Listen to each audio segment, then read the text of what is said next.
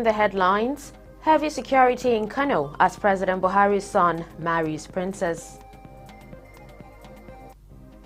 President Buhari approves review of 368 grazing reserves in 25 states.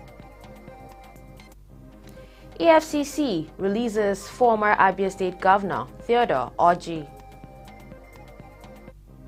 And on the foreign scene, bomb hits Pakistani Shiite procession, killing at least 3.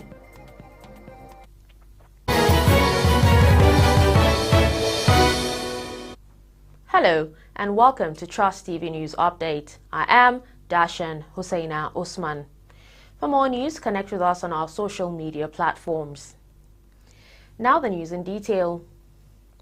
Bichi town will be the center of attraction on Friday as the only son of President Muhammadu Buhari, Yusuf, marries Zahra Nasiru Bayero, daughter of the emir of Bichi. High-profile Nigerians, including top government officials, associates of the president, state governors and others will throng the town not known to many to witness the wedding after Jumat prayer.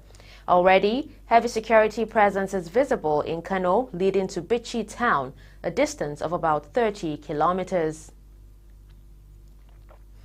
President Muhammadu Buhari has vowed not to exit the government as a failure at the end of his second term in office in 2023. He said this during a crucial closed-door meeting with service chiefs held on Thursday at the presidential villa in Abuja. National Security Advisor Major General Babagana Munguno conveyed the president's pledge to State House correspondents at the end of the meeting. According to the NSA, the last National Security Council meeting held on June 8, and a lot has happened within the security domain since then. Munguno hinted that the meeting briefed President Buhari on the current security situation in the country, especially on happenings from the last meeting. He stated that the discussions bordered mainly on issues arising from the successes recorded in the nature of operations throughout the Northeast. President Muhammadu Buhari has approved recommendations of the committee which reviewed 368 grazing sites in Nigeria. The reserves cut across 25 states and the review will determine the levels of encroachment. The directive followed his approval of the report of the team chaired by Chief of Staff Ibrahim Gambari. The committee proposed the collection of field data collection on the 368 reserves to assess encroachers as well as stakeholders' engagement and sensitization. The committee also recommended production of maps and geomapping or tagging of sites, analyzing of findings, report preparations, and design of appropriate communication of grazing. The technical subcommittee consists of representatives from the 7 members of the main committee, in addition to representatives from Ministry of Justice, Surveyor General of the Federation, National Agricultural Land Development Authority, and National Space Research Development Agency. President Muhammadu Buhari confirmed and ratified the International Coffee Agreement 2007 following the Federal Executive Council approval of Nigeria's membership of the International Coffee Organization. Malam Garba Shehu, Senior Special Assistant to the President on Media and Publicity, confirmed this in a statement on Thursday in Abuja. The President's spokesman added that the agreement would also promote a sustainable coffee economy for the benefit of all stakeholders, particularly of small-scale farmers in coffee-producing countries.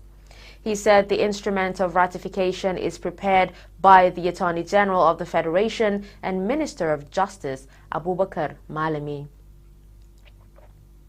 The Economic and Financial Crimes Commission has released former Abia State Governor Senator Theodore Orji.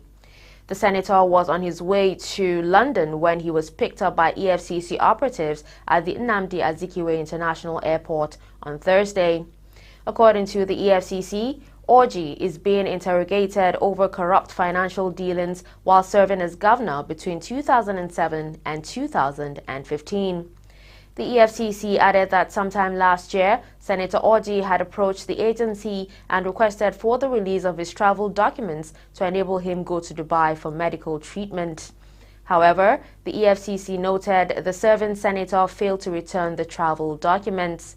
The EFCC said it has asked Orji to report at the EFCC headquarters again on Friday for the continuation of his interrogation. Meanwhile, the lawmaker currently representing Abia Central Senatorial District at the Senate has denied being detained. He claimed that the EFCC officials only accosted him as he was on his way to London for a routine medical checkup. Over 60 years as an independent nation, Nigeria is still faced with problems confronting national unity, socio-economic growth, development, security challenges, among other fundamentals of nationhood. The need to help the country sharpen its focus on issues has given rise to a national dialogue and public presentation of a book, 60 Years, 60 Voices, by critical change agents. Trust TV's Aisha Salihu tells us more.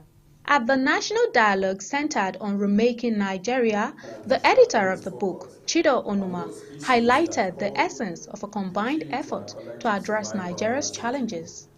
The essays that make up Remaking Nigeria, 60 Years, 60 Voices, critically examines Nigeria's social, economic and political situation and explore the options open to us, suggest solutions and how to actualize them.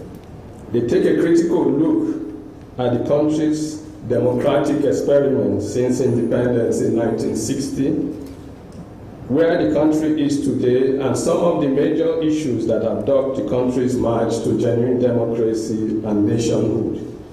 The essays focus on different aspects of our national life, including whether the fundamental question of nation building that began 6 years ago has been fully and or properly answered, and what lessons we have learned as a nation 60 years after independence. However, the keynote speaker at the book presentation, Governor of Ekiti State, Kayode Fayemi, commended the star-studded authorship while stating the relevance of national dialogue. For me, the idea of remaking the nation should not suggest a strategic demolition for us to erect a totally new structure. The question that we must, however, be willing to answer is where the inhabitants of the country as big as Nigeria will take shelter if we must collapse it, because for many, especially if the idea of remaking Nigeria includes unmaking Nigeria. Chairman of the occasion, former Vice President of Nigeria, Atiku Abubakar, in his remarks, called on the need for restructuring the country. We must restructure our country in a manner that allows various segments to develop at their own pace and not be held back by the center or other segments. Developed segments will spur development in other segments because what they do well will attract attention of others. That may make a Nigerian union more attractive and nation building much more easier. Our poor nation building record should not be an excuse for developmental inaction or backwardness. Some participants at the event clamored for the political will to adopt suggestions of the 60 essays written in the book. I think there's a lot of contribution from, 60 is not a small number, and I think that's a lot of contribution. If we've never been short of ideas on what to do. Really, the challenge has always been the will, the political will to do the right thing, okay? But again, this is another great intervention coming from 60 bright minds telling us the way forward on how to build this democracy.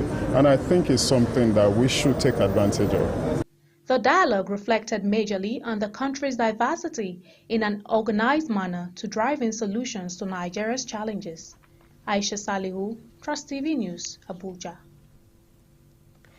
Kano State Governor Abdullahi Ganduje says he has not instated anyone for political office come 2023, contrary to media reports. Speaking exclusively to Trust TV, Governor Ganduje says time will come when situations will reveal his successor. Trust TV correspondent Idris Jibrin reports. Ahead of the 2023 general elections, posters of candidates with various aspirations are already becoming a common sight in the politically sensitive Kano state. While taking advantage of this, both social and some mainstream news organizations are reporting what the governor called fake news. To read on newspapers is not true. It was a mischief, and people of Kano know that we have not anointed anybody to be as a gubernatorial candidate or senatorial candidate or any position or any elected position. For the governor, what is more important at the moment is to further ensure meaningful and sustainable development, maintain the existing peace and unity, as well as to ensure justice and equality before the law. We are more concerned in governance up to the time when INEC will come up with a timetable for election. But in democracy, you can always have that kind of things to happen, especially with fake news, with misjudgment because of mischief and certain things like that. So I assure you, we are all intact. All those who would like to contest for election, as far as we are concerned, they are all good politicians of the party. On the issue of the national leadership of the APC, Governor Ganduje argued that his party is not in crisis and that the current leadership is only a normal temporary structure before the party's national congress. You see, it's a temporary leadership, as the name suggests, so they are not there to stay for long. It's a matter of a few months that they will remain, and if our lawyers find it convenient, according to the constitution of our party and according to the constitution of the Federal Republic of Nigeria, if we find that whatever we have done, we can redo it again. Meanwhile, Governor Ganduje called on politicians to play their game with sanity and in accordance with the law, which will in effect lead to a desired success. Idris Jubrin, Trust TV News, Kano. E-hailing drivers in the Federal Capital Territory have decried the alleged harassment and extortion by street touts and sometimes members of the National Union of Road Transport Workers. According to one of the drivers, the lack of synergy between the e-hailing drivers and members of regulatory bodies is affecting the flow of business. Chijoke Okafo tells us the story. Uber and Bolt started operations in Nigeria in 2014 and 2016, respectively. As of 2018, Uber had about 9,000 drivers on its app in the country, while Bolt had about 10,000 drivers. Uber charges drivers a commission of 25%, while Bolt charges 20%. In general, there are about 20 players in the e-hailing business in Nigeria. But of recent, the e-hailing drivers community have made claims that their members are being targeted by regulatory bodies and many of their drivers' cars are being impounded. We meet up with Abba Adiko, a Bolt driver, and he shares his experience with us. These people, they will not, even if you are picking from the road, if you are picking the front body gate, they will still come and harass you. If you have somebody, okay, for instance, somebody travel all the way from Benue to Makodi to Abuja, for instance, and stop by Benue Links Park. And then the person requested you to come and pick him. By the time you try to pull over there, those guys will jump into your car. You say, I'm not picking anybody from road, I'm going to the park. They will see, even last week, as I'm telling you, I have a friend that they harassed over 5 hours. I have to call a friend who is the police officer. That one too was not around, he had to call another person. And then the person go there to intervene and all that. This thing happen every day. When I register officially with Uber and with Bolt, and every trip that I make every day, every second, Bolt take 20% of that amount. And we are made to understand that it's a certain percentage that Bolt remits to federal government and by application to AMAC and people that is in charge of transportation in Abuja. So by implication, we are paying our tax as supposed to be paid because we are not employed by Bolt, but we are rather partner. Bolt provides us a platform where we can bring our car and then they inspect it and then they certify it and then you can drive for Bolt. All efforts to reach the regulatory bodies, including AMAC, and NURTW proved abortive, as they all declined commenting on the issue on camera.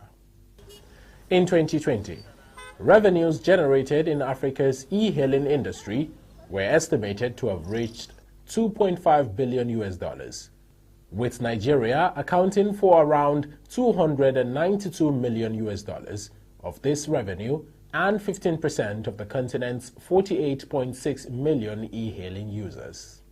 This is a large market with enormous revenue to the purse of the federal government annually, and all they are clamoring for is an avenue to conduct their business legally without interference, harassment, or extortion.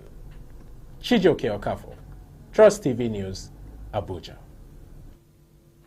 You're watching Trust TV News Update. Coming up after the break. Nigeria records 674 new COVID-19 cases, 8 deaths. Do stay. My name is Samuel Dada. Yakubu Isa, ana mana kabi da jeji. Aminu Musa. A wannan harkar ce muke dan samun abinci, an muke taimaka mu wasu da yawa. Looking for private jobs. Sometimes you get employed and the process of payment, you undergo some kind of stress.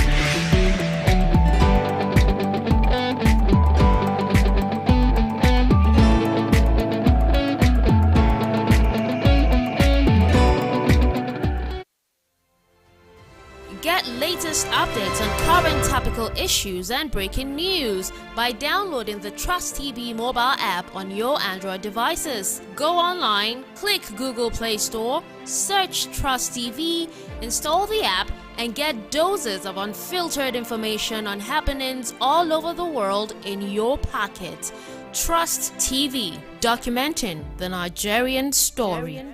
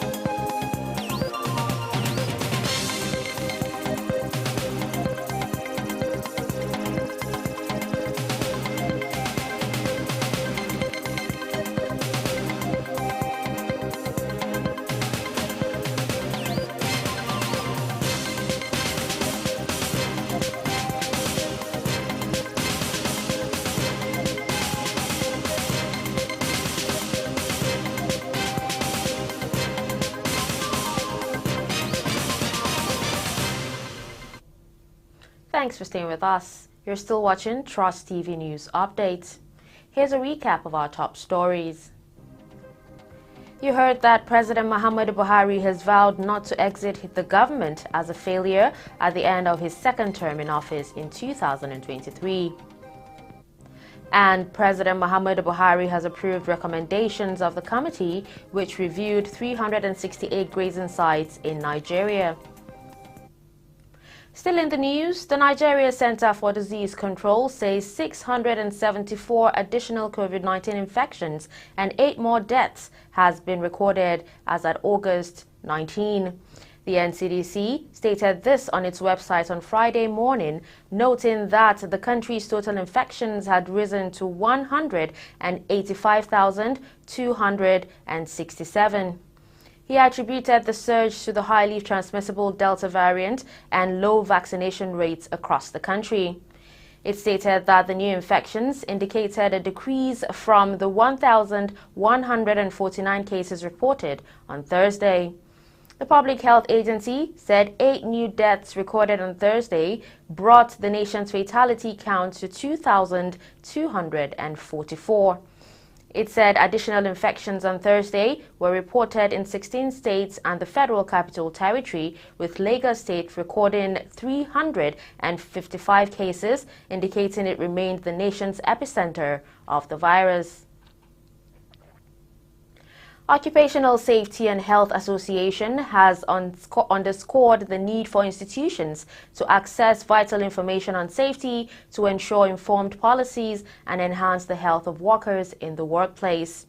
Dr. Olusegun Aderemi, President, Nigeria chapter of the association, said this in Abuja at the National Workshop Induction and Fellowship Investiture 2021 with the theme Accessing the Requirements of Proactive Occupational Safety and Health Management System in the Workplace. According to him, safety of the worker is an inalienable right embedded in the Constitution of the Federal Republic of Nigeria.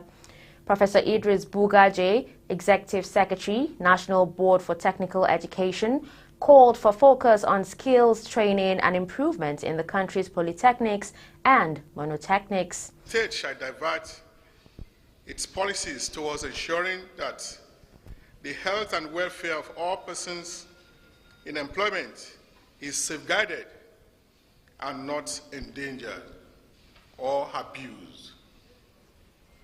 This workshop, therefore, is to stimulate discussions and elicit a better understanding of occupational safety and health management systems. At the moment, the federal government, as well as the private sector, has brought in a number of infrastructural interventions. If there's anything that will give this government a credit, it must be infrastructure. We have seen interventions in the expansion of the railway, Lagos-Ibadan, Lagos-Calabar, Abuja, Kaduna, then Kano to Maradi. We have seen interventions in gas infrastructure, the AKK gas pipeline, for example. We have seen interventions in other areas of the economy from the private sector, such as the largest refinery in the world, being built at Lekki, the second largest urea plant in the world, also built in Lekki. These are major infrastructural interventions. Unfortunately, the skills to deliver these projects, 95% are coming from outside Nigeria. The Nigerian youth are being shortchanged. We need to train young Nigerians. We need to refocus the polytechnics and other TVET institutions to come on board in the training of young Nigerians in the area of skills. I'm happy today that critical institutions like the MBT, because NTP, as far as Nigeria is concerned, is very central when you are talking of developing skills that will take up the mantle of our national affairs. MBT is very central, and we are strongly ready to partner with MBT to see how we can create and depart from the traditional way of understanding safety within Nigeria. We need to map out what we call mapping out of the stakeholders. And we did that by bringing most of the stakeholders. We're still, mapping some of them. But I would like to tell you that we have very many organizations that have now keyed into. In this country, I would like to tell you that there is no ministry at the federal level and many other MDAs that are not part of this project. And we're still making advocacies, going into so many other organizations and stakeholders to make them buy the idea. Ku Zhesheng, ambassador of the People's Republic of China to Nigeria, says trade between China and its Belt and Road Initiative global partners, Nigeria inclusive, has already hit $1.35 trillion. Kui, who said this in Abuja during a BRI symphony performance by China-Nigeria Orchestra at the Chinese Cultural Center, said trade with African countries hit $1.35 trillion in 2020.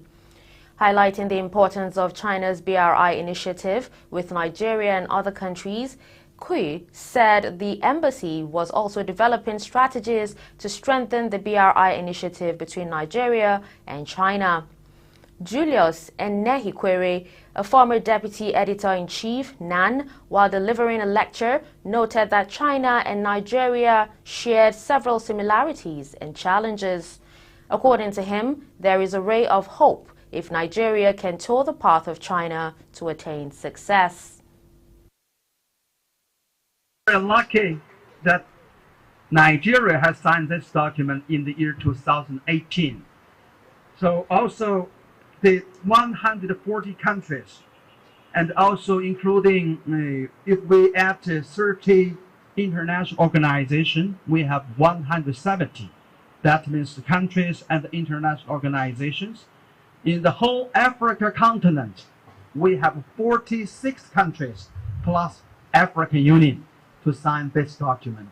Since the year 2013, we have 130 billion investment.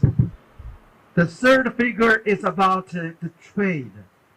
We have accomplished 9.2 trillion trade all over the world, especially the BRI partners. China is helping us to drive infrastructural decay in Nigeria, which we are presently battling with. And I pray that we break more grounds as we go along, so that China can know that there is a government in Africa that can be trusted. China is not ready to do business with lazy leaders in Africa. If you are talking of the Belt and Road Initiative, they are looking for people who are serious in a win-win situation. If you are talking of the Road and Belt Initiative, it's like a locomotive moving and looking for things that are of interest on the road that can attract China. Away from Nigeria, a roadside bomb exploded among a procession of Shiite Muslims in central Pakistan on Thursday, killing at least 3 and wounding over 50 people, local police say. City police officer Muhammad Asad and Shiite leader Kawar Shafkat confirmed the bombing. Witnesses say tensions are high right now in the city, with Shiites protesting the attack and demanding retribution. Shafkat said the explosion went off while the procession was passing through a congested neighborhood known as Muhajir Colony. He condemned the attack and urged the government to further step up security at such processions, which are ongoing in other parts of the country as well. Communication in the area was difficult as authorities had suspended mobile phone services across the country a day ago ahead of the Shiite Ashura festival. Finally, in sports, Tottenham named identical twins Michael and Matthew Gregg in a men's first team matchday squad. The brothers were both named in a youthful substitutes bench for UEFA Europa Conference League playoff first leg against Paco de Ferreira in Portugal. The 2003-born twins have shown in the club's academy setup over the last few years and signed their first professional contracts with North London side towards the end of last season. Both of them play as central midfielders, although Matthew can also play at centre half. Matthew joined the club at under-12 level, while Michael, formerly Arsenal's under-12s, joined his brother at Tottenham in the under-13s. That brings us to the end of Trust TV News Updates. Stay tuned for a second update at 3 p.m. Also, don't forget to follow us across all our social media platforms. I am Dashan Husseina Usman. Thanks for watching.